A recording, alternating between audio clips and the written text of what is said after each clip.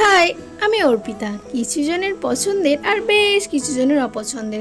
আর কারণটা কি জানো? ওই যে আমি মানুষকে তেল মাখিয়ে চলতে পছন্দ করি না। তবে জীবনটা এইভাবে ভালোই চলছে। যাকে ভিডিওয় আসি, তো এটা ছিল আমার এক মাসির বাড়ি, আর আমরা সকলে মিলে গিয়েছিলাম। আর যা মাত্রই উনি ওনার টাট্টু ঘোড়া নিয়ে আমাদের এগোতে চলে আসে। আর ওনাদের বাড়ি গিয়ে আমি এতই শান্তি পেয়েছি, সেটা মুখে বলার ভাষা নেই। মাটির ঘর যে এত সুখের আর শান্তির হয়, সেটা আমি প্রথম বুঝলাম।